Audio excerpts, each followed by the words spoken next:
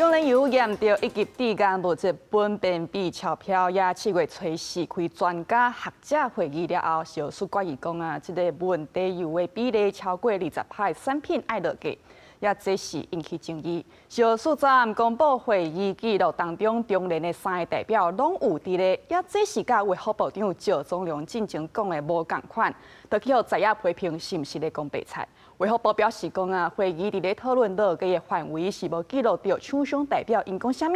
也部長趙忠良就掠准講廠商已經離開，毋是調工賣溫滿。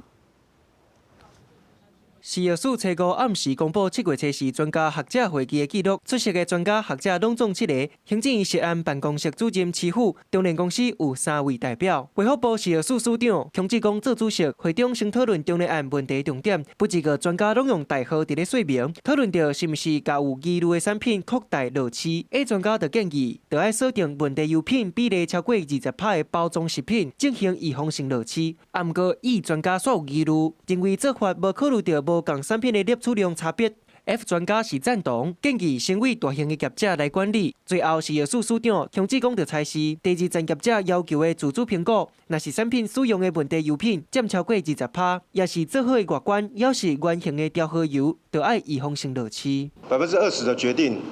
是依據專家會議的討論，食安辦出席是本於他們自己工作的權責。那大家也不要忽略，會議記錄裡面也有提到，中聯不符合規範是不能復工的。在野黨的立委就批評講，一場會議就定出20%的標準是無夠有路，而且這場會議從頭到尾，中聯的3位代表攏佇咧。這期衛福部長趙忠良前幾天佇咧立法院回應講，中聯只是報告，根本就是咧講白菜。衛福部長公然的欺騙說謊，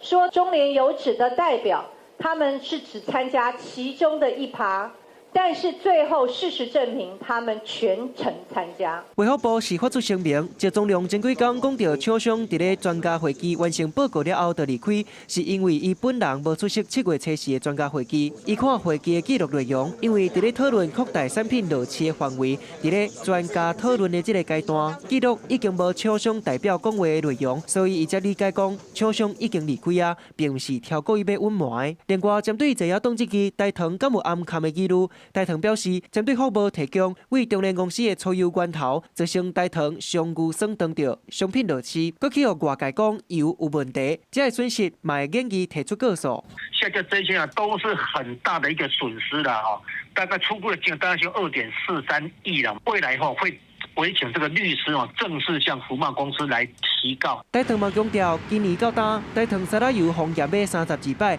逐擺攏安全過關。然後有一寡烏白亂做的公論，攏講台糖是毒油，完全甲事實是無符合的，表示真遺憾。記者綜合報道。